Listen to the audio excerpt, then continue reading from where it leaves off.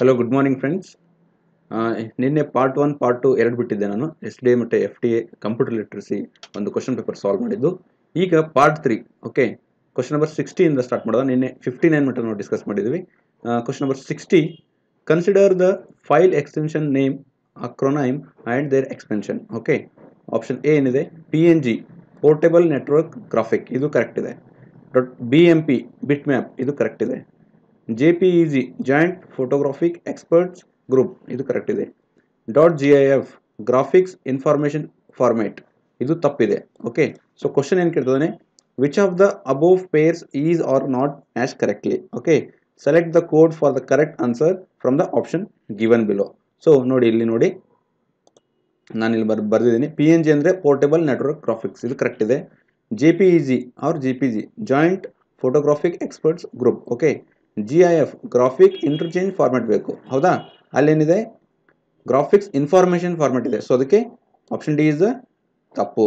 Okay, so ಅದಕ್ಕೆ only D is ತಪ್ಪು. Question number 61, which of the following is an example of binary number. Option A AIBCDEI, option 2 23412, option D, option C 1011011, option 4 all of the above. So answer is 3. ಯಾವಾಗೂ binary number 0 ಮತ್ತು 1 ಫಾರ್ಮಲ್ಲಿ ಇರುತ್ತೆ. Okay, so ನೆನ್ಪಿಟ್ಬಿಟ್ಟು, ಅದಕ್ಕೆ option 3 is the answer. Question number 62, consider the following statement. The term Pentium is related to the microprocessor. A website main page is called bookmark. Which of the above statements is or correct? Select the code for the correct answer from the options given below. Option A and B only, option B and C only, option 3 A only, option 4 C only. ಇಲ್ಲಿ ನೋಡಿ, Pentium ಮೈಕ್ರೋಪ್ರೊಸೆಸರ್ಗೆ relate ಇದೆ, ಇದು correct ಆಗಿದೆ. Okay, but A website main page is called book mark, ಇದು ತಪ್ಪಿದೆ. Book mark ಅಂತ ಕರೆಯಂಗಿಲ್ಲ, ನಾವು home page ಅಂತ ಕರಿತೀವಿ. ವೆಬ್ಸೈಟ್ದು ಮೇನ್ ಪೇಜ್ಗೆ ನಾವು ಹೋಮ್ ಪೇಜ್ ಅಂತ ಕರಿತೀವಿ, ಬುಕ್ ಮಾರ್ಕ್ ಅನ್ನ ನಾವು ಕರೆಯುವುದಿಲ್ಲ. ಅದಕ್ಕೆ option A is the correct answer. ಅಂದರೆ option A only is the correct. So ಅದಕ್ಕೆ option 3 is the answer. USB in is which type of storage device? Primary, secondary, tertiary, none of the above. ಇದರ answer secondary. ನೋಡ್ರಿ, primary and secondary device ಅಂತ ಎರಡಿದೆ ಕಂಪ್ಯೂಟರಲ್ಲಿ. For example, ನೀವು internal hard drive ತೊಗೊಂಡ್ರೆ, hard disk ತೊಗೊಂಡ್ರೆ ಅದು primary ಆಗುತ್ತೆ. ಹೊರಗಡೆ USB ನಾವು ಹೊರಗಡೆಯಿಂದ ಕನೆಕ್ಟ್ ಮಾಡ್ತೀವಿ, ಅದಕ್ಕೆ ಅದು ಸೆಕೆಂಡ್ರಿ ಡಿವೈಸ್. ಓಕೆ, ಎಕ್ಸ್ಟರ್ನಲ್ ಆಗಿ ಕನೆಕ್ಟ್ ಮಾಡ್ತೀವಿ, ಅದಕ್ಕೆ USB ಏನು secondary device, storage device. Next question, the two kinds of main memory are primary and secondary, random and sequential, RAM and ROM, all of the above. So answer is RAM and ROM. RAM and ROM ಅಂದರೆ, RAM ಅಂದರೆ ನೋಡ್ರಿ random access memory. Okay, RAM ಏನು ಮಾಡುತ್ತೆ, ಒಂದು ವೇಳೆ ನೀವು ನಿಮ್ಮ ಒಂದು ಮೊಬೈಲ್ ಇರ್ಬೋದು, ಒಂದು ಅಪ್ಲಿಕೇಶನ್ ಲ್ಯಾಪ್ಟಾಪ್ ಇರ್ಬೋದು, ಅದರಲ್ಲಿ ಆ್ಯಪ್ಸನ್ನು ಲೋಡ್ ಮಾಡೋಕ್ಕೋಸ್ಕರ ರ್ಯಾಮನ್ನು ಯೂಸ್ ಮಾಡ್ತೀವಿ. ಓಕೆ, ಬಟ್ ರ್ಯಾಮ್ ನೀವು ಒಂದು ವೇಳೆ ಮೊಬೈಲ್ ಸ್ವಿಚ್ ಆಫ್ ಅಥವಾ ಲ್ಯಾಪ್ಟಾಪ್ ಸ್ವಿಚ್ ಆಫ್ ಮಾಡಿದಾಗ ರ್ಯಾಮಲ್ಲಿರುವ ಮೆಮೊರಿ ಏನಾಗುತ್ತೆ, ಲಾಸ್ ಆಗಿಬಿಡುತ್ತೆ. ಓಕೆ, ಕಳ್ಕೊಂಡ್ಬಿಡುತ್ತೆ. ಅದೇ ನೀವು ರಾಮ್ ತೊಗೊಳ್ರಿ, ರಾಮ್ ಏನಕ್ಕಂದರೆ ನಿಮ್ಮ ಲ್ಯಾಪ್ಟಾಪ್ ಆನ್ ಮಾಡೋಕ್ಕೆ ಅಥವಾ ಮೊಬೈಲ್ ಆನ್ ಮಾಡೋಕ್ಕೆ ರಾಮನ್ನು ಯೂಸ್ ಮಾಡುತ್ತೆ. ರಾಮ್ ಅನ್ನು ಯೂಸ್ ಆಗುತ್ತೆ, ಆ ರಾಮ್ ಮೆಮೊರಿ ಯೂಸ್ ಆಗುತ್ತೆ. ಮತ್ತು ಈ ರಾಮಲ್ಲಿ ಒಂದು ವೇಳೆ ನೀವು ಲ್ಯಾಪ್ಟಾಪನ್ನು ಸ್ವಿಚ್ ಆಫ್ ಮಾಡಿದಾಗ ಅಥವಾ ಮೊಬೈಲ್ ಸ್ವಿಚ್ ಆಫ್ ಮಾಡಿದಾಗ ರಾಮಲ್ಲಿ ಇರುವ ಒಂದು ಮೆಮೊರಿಯನ್ನು ಕಳ್ಕೊಳ್ಳೋಂಗಿಲ್ಲ, ಅದು ಹಾಗೆ ಇರುತ್ತೆ. ಇದು ಸ್ಟಾರ್ಟ್ ಮಾಡೋಕ್ಕೋಸ್ಕರ, ಮೊಬೈಲ್ ಸ್ಟಾರ್ಟ್ ಮಾಡೋಕ್ಕೋಸ್ಕರ, ಲ್ಯಾಪ್ಟಾಪ್ ಆನ್ ಮಾಡೋಕ್ಕೋಸ್ಕರ ರಾಮನ್ನು ಹೆಲ್ಪ್ ಮಾಡುತ್ತೆ, ಆ ರಾಮ್ ಮೆಮೊರಿ ಹೆಲ್ಪ್ ಮಾಡುತ್ತೆ. ಅದೇ ರೀತಿ ಆಪ್ರೇಟಿಂಗ್ ಸಿಸ್ಟಮ್, ಈ ಲ್ಯಾಪ್ಟಾಪಲ್ಲಿ ಆಪ್ರೇಟಿಂಗ್ ಸಿಸ್ಟಮ್ ಇರೋದು, ಮೊಬೈಲಲ್ಲಿ ಆಪ್ರೇಟಿಂಗ್ ಸಿಸ್ಟಮ್ ಇರೋದು, ಅದಲ್ಲೆಲ್ಲ ಲೋಡ್ ಮಾಡೋಕ್ಕೆ ಏನಂದರೆ ರಾಮ್ ಮೆಮೊರಿನ ಯೂಸ್ ಮಾಡ್ತಾರೆ. Okay, so answer is RAM and ROM. Okay,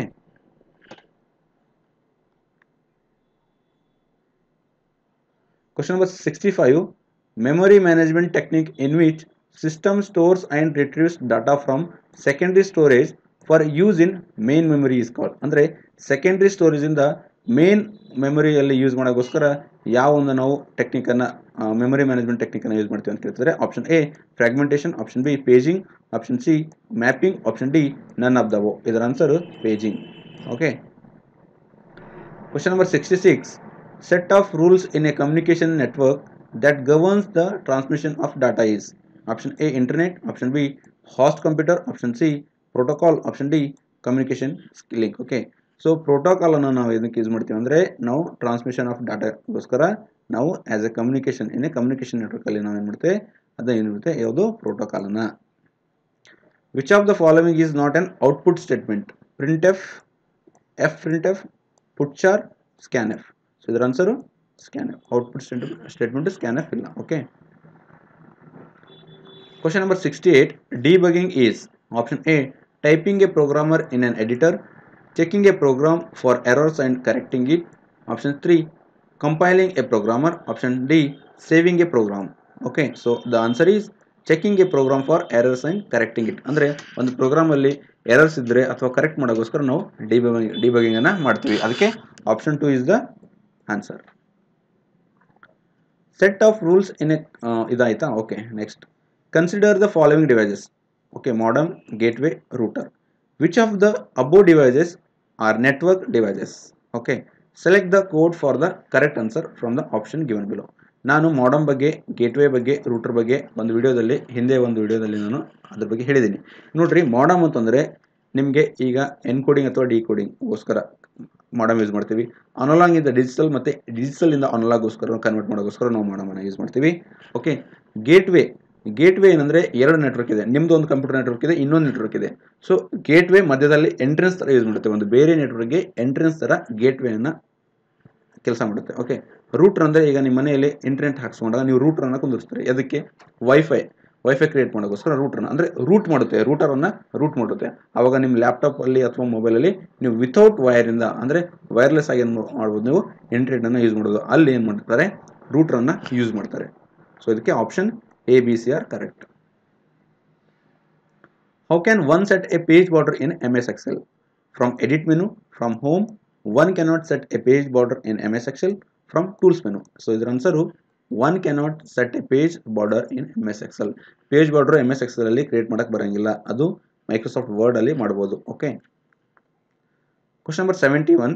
In MS Excel, which formula is used for combining data in two or more different cells into one cell? Okay, option A, concatenate.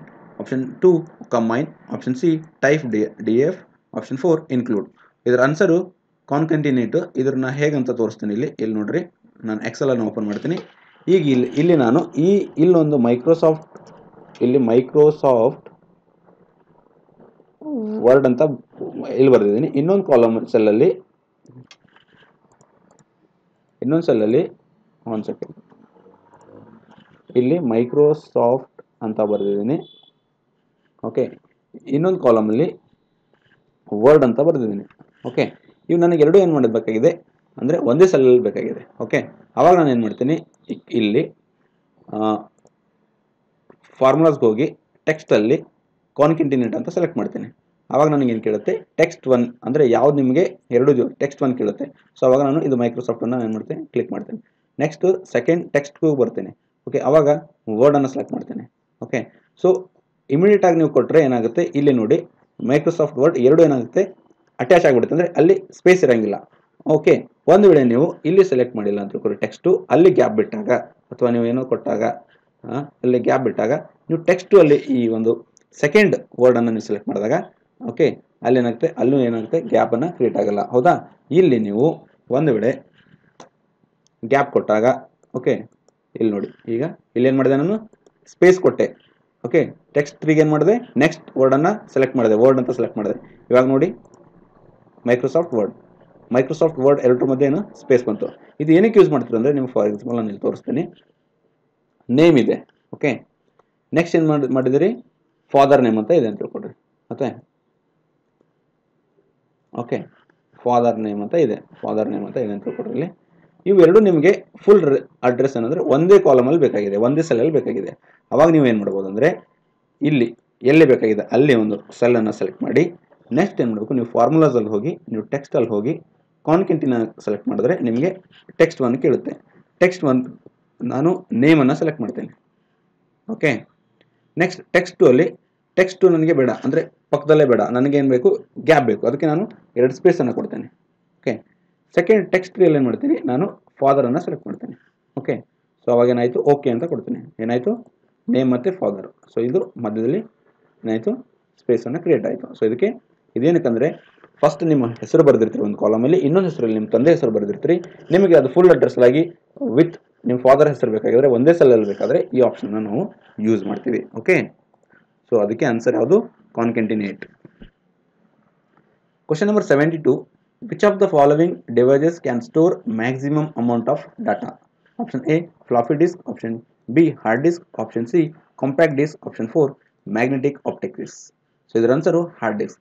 Hard disk ಅಲ್ಲಿ ನೀವು maximum amount of ಡಾಟಾನ ನೀವು store ಮಾಡ್ಬೋದು.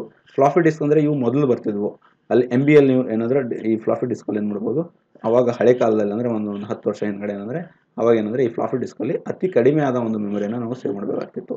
ಆಮೇಲೆ compact disc ಅಂದರೆ ಇದು C ಡಿಯಲ್ಲಿ ಗೊತ್ತಲ್ಲ 4.7 MB ಆ ಥರ ಏನು ನಾವು ಸಿ ಡಿಯಲ್ಲಿ 700 MB ಏನೋ ಮಾಡ್ಬೋದು. ಓಕೆ, ಸೊ ಆ ಥರ ಇದರಲ್ಲಿ ಅಂದರೆ ಅತಿ ಕಮ್ಮಿ ಆಯ್ತದು. Okay, but magnetic optic disk ಅಂದರೆ ಇದು ಹಳೆ ಒಂದು ಕ್ಯಾಸೆಟ್ ಥರ ಬರ್ತಿತ್ತಲ್ಲ ಆಪ್ಟಿಕ್ ಡಿಸ್ಕ್, ಅದರಲ್ಲಿ ನಾವು ಯೂಸ್ ಮಾಡ್ತೀವಿ. ಸೊ ಹಾರ್ಡ್ ಡಿಸ್ಕಲ್ಲಿ ಏನಂದರೆ ನಾವು ಮ್ಯಾಕ್ಸಿಮಮ್ ಅಮೌಂಟ್ ಆಫ್ ಡಾಟಾನ ನಾವು ಸ್ಟೋರ್ ಮಾಡ್ಬೋದು. Question number 73. What is the default font size of MS Word document based on normal template? Option A 8, option B 10, option C 12, option 4 14. So ಇದರ answer 12. ನಾವು ಯಾವಾಗೂ default ಆಗಿ 12 ಪಾಯಿಂಟ್ಸನ್ನು ನಾವು use ಮಾಡ್ತೀವಿ. ನೋಡಿ ಇಲ್ಲಿ ನೋಡಿ 12 ಇದನ್ನು ಡಿಫಾಲ್ಟ್ ಆಗಿ 12 ಇದೆ. Okay, question number 74. Computer viruses are divided into file virus, boot virus, macro virus, network virus. Which of the above option are correct? Select the code for correct answer from the option given below. Okay, so ನೋಡಿ ಇವು 4 ಏನಾಗಿದೆ ಈ computer ವೈರಸ್ನ divide ಅಂದರೆ classification ಇದೆ. File virus, boot virus, macro virus, network virus. So ಅದಕ್ಕೆ answer ABCD. So option 2 is the answer. In star network topology, option A each computer is connected to a central computer. Option B computers are connected through common state cable. Option C there is a point-to-point connection between every computer. Option D there is a single computer. Which of the above option is or correct? Select the code for the correct answer from the options given below. ಇಲ್ಲಿ ನೋಡಿ ನಾನು ನಿಮಗೆ star network ಬಗ್ಗೆ ನಾನು ನಿಮಗೆ ಏನು ಹೇಳಿದೆ explanation ಮಾಡಿದೆ with diagram.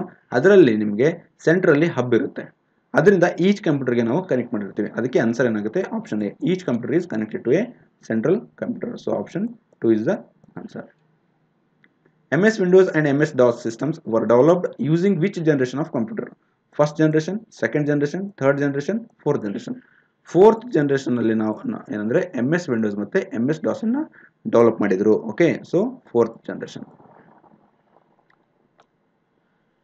Question number 77. Which one is not a characteristic of an algorithm? Okay, ನಿಮಗೆ ಅಲ್ಗೋರಿಥಮ್ ನಾನು ಬೇರೆ ಬೇರೆ ಸ್ಟೆಪ್ಸ್ ಅನ್ನು ತೋರಿಸಿದ್ದೀನಿ ವಿತ್ ಡಯಾಗ್ರಾಮ್ ಮೂಲಕ ಏನೇನು ಇಂಡಿಕೇಟ್ ಮಾಡುತ್ತಂತೆ. ಹೌದಾ? ಸೊ ಇಲ್ಲಿ ನೋಡಿ having A start and stop ಇರುತ್ತೆ. ಹೌದಾ? ಅಲ್ಗೋರಿಥಮಲ್ಲಿ ಇದು ಇದ್ದೇ ಇರುತ್ತೆ. ಈ ಸ್ಟೆಪ್ ಮಸ್ಟ್ ಬಿ ಪ್ರೆಸೈಸ್. ಹೌದು, ಇದನ್ನು ಇದ್ದೇ ಇರುತ್ತೆ, ಮಸ್ಟ್ ಪ್ರೆಸೈಸ್ ಇರಬೇಕು.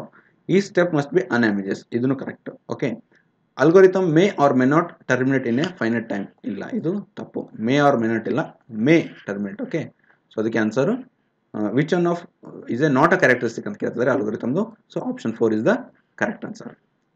Flash memory is a random memory, non volatile memory, data stored that can be overwritten, all of the above. So answer is all of the above.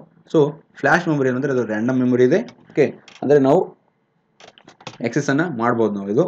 ಆಮೇಲೆ ಇದು ನಾನ್ volatile memory ಮತ್ತು data store that can be over return. Okay, over return ಮಾಡ್ಬೋದು. ಈಗ ನೀವು example ನಿಮ್ಮದು ಏನೋ ಒಂದು ಮೊಬೈಲನ್ನು ಲಾಕ್ ಆಗಿದೆ, ನಿಮಗೆ ಲಾಕ್ ಪಾಸ್ವರ್ಡ್ ಗೊತ್ತಿಲ್ಲ. ಸೊ ಅವಾಗ ನಿಮಗೆ ಏನು ಹೇಳ್ತಾರೆ, ನಿಮಗೆ ಮೊಬೈಲ್ ಅಂಗಡಿಯವರು ಫ್ಲಾಶ್ ಮೆಮೊರಿ ಮಾಡಬೇಕಂದ್ರೆ ಮೆಮೊರಿನ ಫ್ಲಾಶ್ ಮಾಡಬೇಕಂತ ಹೇಳ್ತಾರೆ.